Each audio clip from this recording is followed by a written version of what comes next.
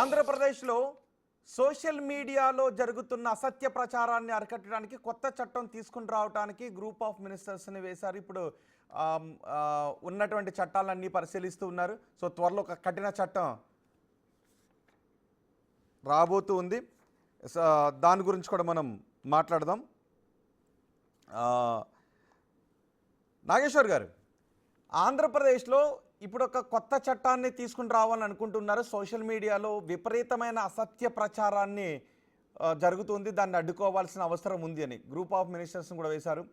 అయితే ప్రతిపక్షాలు అంటూ ఉన్నాయి, ఇది భావ ప్రకటన స్వేచ్ఛను అడ్డుకోవడానికి ప్రభుత్వాలు దీన్ని ఉపయోగించుకుంటూ ఉంటాయి, ప్రభుత్వాలకు అనుకూలంగా మార్చుకుంటాయి అనే చర్చ జరుగుతోంది. సో ఇలాంటి సమయంలో కఠినమైన చట్టాలు రావాల్సిన అవసరం ఉందా? సోషల్ మీడియాలో వ్యాప్తి చెందుతున్న భారతదేశ రాజ్యాంగంలో స్పష్టంగా ఉంది, ప్రతి ఒక్కరికి భావ ప్రకటన స్వేచ్ఛ ఉంది. ఆర్టికల్ 19(1)A ప్రకారము ప్రతి ఒక్కరికి తమ భావాలను వ్యక్తీకరించేటువంటి స్వేచ్ఛ ఉంది.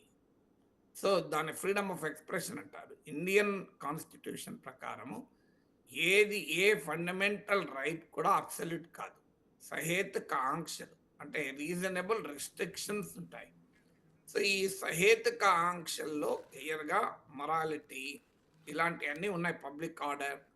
సో అందువల్ల ఇప్పుడు ఏమి అబ్సల్యూట్ ఫ్రీడమ్, విశృంఖల స్వేచ్ఛ, అమెరికాలో తుపాకులు పట్టుకునే స్వేచ్ఛ లాంటిది ఉన్నదని కాదు కదా.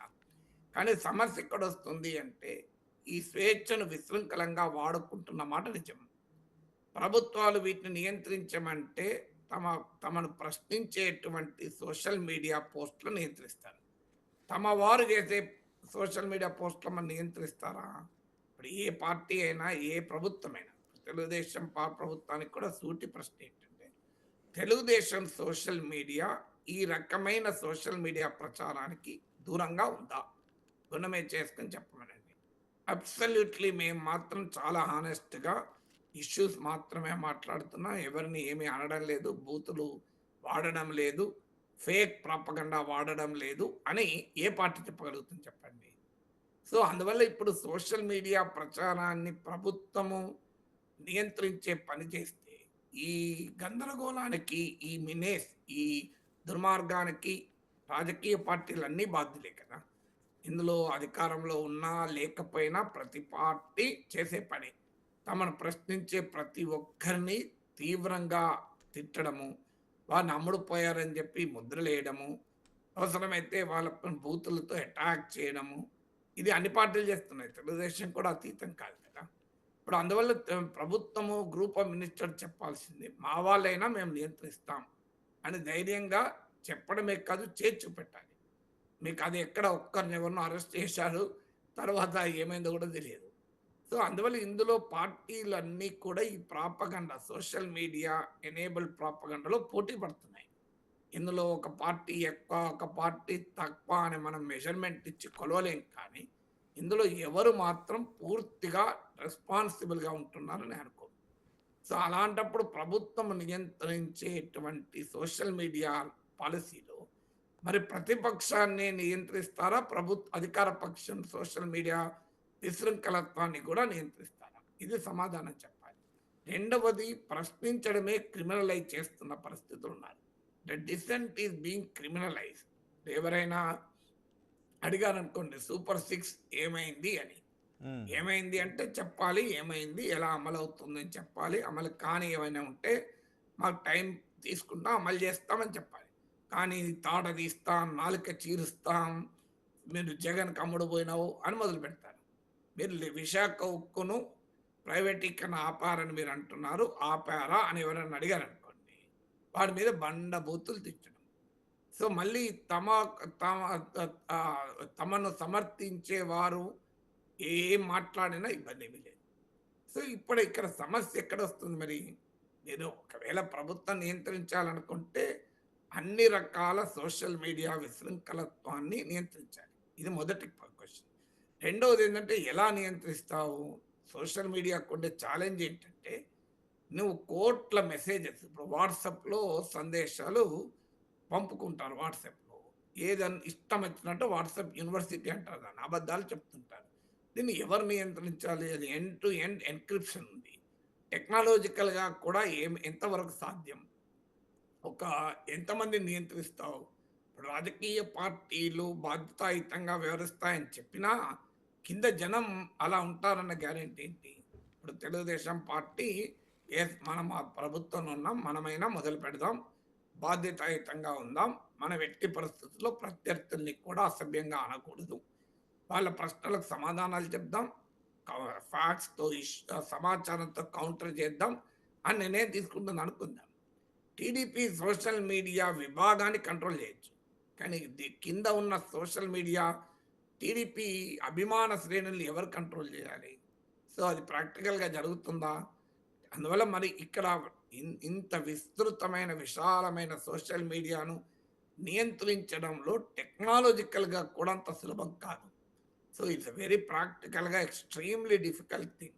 సో, ఒకటే ఏం చేయగలుగుతారంటే వాళ్ళకు ఇప్పుడు ట్విట్టర్‌లో ఎవరైనా పోస్తే ట్విట్టర్ అకౌంట్ బ్లాక్ చేయమనొచ్చు. యూట్యూబ్‌లో ఉంటే యూట్యూబ్‌లో డిలీట్ చేయమనొచ్చు. అవి ఆల్రెడీ ప్లాట్‌ఫార్మ్స్ ఇప్పుడు యూట్యూబ్‌లో ఏదైనా ఇష్టమొచ్చిన వీడియో ఉంటే నువ్వు కౌంటర్ చేయొచ్చు. కంప్లెయింట్ కూడా చేయొచ్చు. టేక్ డౌన్ నోటీస్ కూడా ఇవ్వచ్చు. కానీ ప్రాక్టికల్‌గా వచ్చేవరకు ఏమవుతుందంటే ఎంతమందిని చేస్తావు? ఎన్నిటిని చేస్తావు? ఇదొక పెద్ద ఛాలెంజ్‌గా ఉంటుంది. ఇప్పుడు అంటే ఇలాంటి చట్టాల వల్ల రాజకీయ ప్రత్యర్థులే ఎక్కువగా నలిగిపోయే, బలైపోయే అవకాశం ఉంటుందా? అంటే ఇవాళ రాజకీయ పార్టీల సభ అందిస్తే పాసిబిలిటీ రాజకీయ ప్రత్యర్థులు నలిగిపోయిన ఇబ్బంది ఏమి లేదు. ఎందుకంటే వాళ్ళు కూడా వీళ్ళని అలాగే నలిపేశారు గనక. కానీ హ్మ్. సమస్య ఏందంటే ఇండిపెండెంట్ జర్నలిస్ట్‌ల పైన, ఇండిపెండెంట్ విశ్లేషకుల పైన అందరినీ కూడా ఒకే గాట. మమ్మల్ని ప్రశ్నిస్తే మిమ్మల్ని ఇప్పుడు తెలుగుదేశం శైలి ఎలా ఉంది? పొరపాటున ఎవరైనా ప్రశ్నిస్తే తీసుకెళ్ళి జగన్ పేటీఎం బ్యాచ్ అనేస్తారు. హ్మ్. సోల్డ్ ఔట్ అని ఒక ముద్రేస్తారు. మరి అదే రాధాకృష్ణ ఏబిఎన్ రాధాకృష్ణ ప్రశ్నిస్తే ఆయన మీద కేసులు పెట్టగలరా? ఇప్పుడు బహుశా తెలుగుదేశాన్ని ఘాటుగా విమర్శిస్తున్న వారిలో ఏబిఎన్ రాధాకృష్ణ ముందు వరుసలో ఉంటారు. ఈవెన్ ఆ భాష ఇప్పుడు పీ4 గురించి ఆయన వాడిన పబ్లిక్ ప్రైవేట్ పీపుల్ పార్ట్నర్‌షిప్ అని. చంద్రబాబు నాయుడు చాలా పెట్ స్కీమ్. దానిపైన ఆయన వాడిన పదాలు చూస్తే భ్రష్టు పట్టింది, పట్టిస్తున్నారు, దివాలా కోర ఆలోచన, సో పిచ్చి పట్టింది అన్న పదం వాడాడు. సో చంద్రబాబు నాయుడుకు పీ4 పిచ్చి పట్టింది అని. ఈ మాట ఇంకెవరన్నా వేరే వాళ్ళుంటే కేసులు పెట్టరా? మా రాధాకృష్ణనే వాడాడు కదా ఈ పదాలన్నీ. ఎమ్మెల్యేలు దోచుకుంటున్నారు. మంత్రి నారాయణ అక్రమార్కులకు అండగా ఉన్నారు. అసలు కలెక్టర్లు ఎవరు పనిచేస్తలేడు. మంత్రులు ఎవరు పనిచేస్తలేరు. సో ఇదంతా అప్పుల మీద అప్పులు చేస్తున్నాడు చంద్రబాబు. ఇదంతా కూడా ఏబిఎన్ రాధాకృష్ణ విశ్లేషణ కదా! ఇప్పుడు ఆయన పైన కేసుందా? ఆయనను జగన్‌కు సోల్డ్ ఔట్ అని అంటున్నారా? సో, అందువల్ల ఇది కూడా సెలెక్టివ్ అటాక్. అందరిపైన ఒకే రకంగా ఉండదు.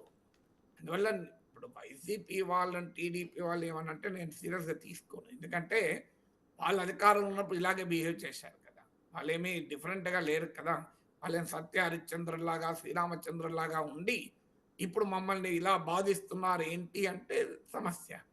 వాళ్ళు రావణాసురుల్లాగా వాళ్ళు కూడా ఇతర రకాలుగానే వ్యవహరించారు కదా అప్పుడు. సో, ఇప్పుడు హ్మ్. వీళ్ళు వ్యవహరిస్తున్నారు. తేడా ఏంటి? అలా రావణాసురుడిని ఎందుకంటున్నా అంటే, సో, మొట్టమొదటి ట్రోలింగ్ అప్పుడు సీతమ్మ తల్లిని అశోకవనంలో ప్రత్యేకంగా రాక్షసులను నియమించి ఆమెను సాడిస్టిక్ వేధింపులు చేశారు. సో, హ్మ్. ఇదేమి కొత్త కాదు. మన టెక్నాలజీ ఏమైందంటే దాన్ని పెంచేసింది. అందువల్ల ఇందులో ఎవరు తక్కువ తిన్నారన్నది సమస్య. మీలో మీలో తప్పు చేయని వాడు రాయి వేయండి అని ఒక సినిమా పాటను చూడండి. సో, అందువల్ల ప్రభుత్వాలు ఎప్పుడు అవకాశం ఇచ్చినా తమను ప్రశ్నించే గొంతుకల్ని నొక్కివేయాలనే చూస్తారు. తనను ప్రశ్నించే వారిని డీలెజిటిమైజ్ చేయాలి. హ్మ్. వాళ్ళను ఏదో ఒక రూపంలో వాళ్ళకున్న వాళ్ళకున్న పేరు ప్రఖ్యాతులను నాశనం చేయాలి. వాళ్ళని కూడా ప్రత్యర్థుల ఖాతాలో వేసి కొట్టాలి అని చూస్తారు. హ్మ్. రాధాకృష్ణ విషయంలో ఏమీ చేయలేని పరిస్థితి. తెలుగుదేశం శ్రేణులు బాధపడుతున్నది కూడా అదే. హ్మ్. ఇప్పుడు నాగేశ్వరరావు అంటోనైతే జగన్‌కి అమ్ముడు పోయాడు అనొచ్చు. రాధాకృష్ణని ఏమందాము? అని చెప్పి ఏమీ అనలేక ఇబ్బంది పడుతున్నాను. మింగలేక, కక్కలేక. ఎందుకంటే ఆంధ్రజ్యోతిలో పతాక శీర్షికలొస్తున్నాయి. అమరావతి రైతులది రంగులక్కలే. నారాయణ అక్రమార్కులకు అండ. ఇవన్నీ పతాక శీర్షికలు. Page 1 stories. సో, దీంతో ఏం చేయాలో అర్థం కాని పరిస్థితి ఉంది. కానీ ఎవరైనా స్వతంత్రంగా ఆలోచించి ప్రభుత్వాన్ని ప్రశ్నిస్తారు కదా! ప్రతిపక్షాన్ని ఎవడు ప్రశ్నించడు కదా! ప్రభుత్వాన్ని ప్రశ్నిస్తే నువ్వు వెంటనే అమ్ముడుపోయావు అని చెప్పి ముద్ర వేసి అటాక్ చేస్తున్నారు. హ్మ్. అక్కడితో ఓకే. కానీ నీచమైన భాషలో కూడా వాడుతున్నారు, బెదిరింపులకు దిగుతున్నారు. సో, ఉమ్. ఇది అధికారంలో వైసీపీ ఉన్నప్పుడు ఇదే పని చేసింది. టీడీపీ ఉన్నప్పుడు ఇదే పని చేస్తోంది. మరి దీనికి సొల్యూషన్ ఎక్కడ? అంటే ఒకవేళ వచ్చే చట్టంలో అలా తిట్టే వాళ్ళపై కూడా ఏదైనా కేసులుండే సెక్షన్స్ ఉంటాయని ఆశించవచ్చా? కే సెక్షన్ కొత్తగా సెక్షన్ ఉండేదేమున్నది. ఆల్రెడీ చర్యలు తీసుకుంటున్నారు కదా! ఉన్న చట్టాలను సో, ఇంప్లిమెంట్ చేస్తే ఆల్రెడీ సరిపోతుందనంటారు. తమకు వ్యతిరేకంగా వస్తే కేసులు పెడుతున్నారు. ఓకే. తమకు అనుకూలంగా తమ వాళ్ళే చేస్తే వదిలేస్తున్నారు. రైట్. సో, ఇది ఆల్రెడీ జరుగుతున్న తథ్యం. ఇప్పుడు మనం ఏమి ఊహాగానాలు చేయకూడదు. ఉమ్. సో, ఒక ప్రపంచవ్యాప్త గ్లోబల్ బెస్ట్ ప్రాక్టీసెస్ ఏంటి? దేశంలో ఉన్న చట్టాలేంటి? వీటన్నిటిని పరిశీలించి ఒక రిపోర్ట్ ఇస్తారన్నారు. ఉమ్. ఆ రిపోర్ట్ ఇచ్చాక చూద్దాం. కరెక్ట్. కానీ సుప్రీం కోర్ట్ చాలా సార్లు తీర్పులు చెప్పింది. సోషల్ మీడియా పైన బ్లాంకెట్‌గా నియంత్రించాలి అంటే భారత రాజ్యాంగం అంగీకరించదు. కానీ సోషల్ మీడియాలో దుర్మార్గం మాత్రం ఉన్నమాట నిజం. ఉమ్. విశృంఖలత్వం ఉన్నమాట నిజం. అరాచకత్వం రాజ్యమేలుతున్న మాట నిజం. కరెక్ట్. వీటిని నియంత్రించాల్సిన అవసరమైతుంది. కానీ ఎవరు నియంత్రించాలి అనేది సమస్య. ఇప్పుడు న్యాయ నిర్ణేత ఎంపైర్ ఎవరుండాలి? ఈ ప్లేయరో, ఆ ప్లేయరో కానివాడు ఉండాలి. ఉమ్. ఇప్పుడు ఇండియా, పాకిస్తాన్ మ్యాచ్ జరుగుతుందనుకోండి. ఇండియన్ టీమ్ నుంచో, పాకిస్తాన్ టీమ్ నుంచో ఎంపైర్ ఉండరు. ఎంపైరు ఐసీసీ నుంచి ఉంటారు. న్యూట్రల్ సోర్స్ నుంచి ఉంటుంది. ఇప్పుడు సమస్య ఏంటంటే ప్రభుత్వం ఎంపైర్‌గా ఉండగలదా? ప్రభుత్వం జడ్జిగా ఉండగలదా? ఎందుకంటే ప్రభుత్వం కూడా అక్యూజ్డే. ఉమ్. ప్రభుత్వం అంటే అధికార పార్టీ. Um. So, accuse can never be the judge కదా! Correct. When you are a player you can't be an umpire. అది సమస్య. ఉమ్. ఇప్పుడు ప్లేయర్స్ టీడీపీ లేకపోతే వైసీపీ ఒక్కటే ఈ పని చేసి టీడీపీ వారు బాధ్యతాయుతంగానే ఉంటే యెస్, నువ్వు చట్టం ప్రభుత్వం తెస్తే okay. When TDP is also a player in the game కదా! Correct. ఎక్కువ తక్కువ అని ఎవరు కొలవాలి? Okay. So, everybody is a player. మరి accuse can never be a judge. అవును. If you are part of the team you can't be an umpire కదా! Um. సమస్య ఎక్కడ వస్తుంది కదా! రైట్ అండి, మరి చూద్దాం. గ్రూప్ ఆఫ్ మినిస్టర్స్ దేశంలో ఉన్న చట్టాలను పరిశీలించిన తర్వాత ఎటువంటి రిపోర్ట్ ఇస్తారు, ఆ తర్వాత ఎటువంటి చట్టం వస్తుంది, ఆ చట్టం నిజంగా సోషల్ మీడియాలో జరుగుతున్న అసత్య ప్రచారాలను అణచివేసే విధంగా ఉంటుందా, లేదంటే ప్రభుత్వాలను ప్రశ్నించే వారిపైన ఉక్కుపాదం మోపే విధంగా ఉంటుందా, ఆ చట్టం ఎలా ఉంటుందో చూద్దాం.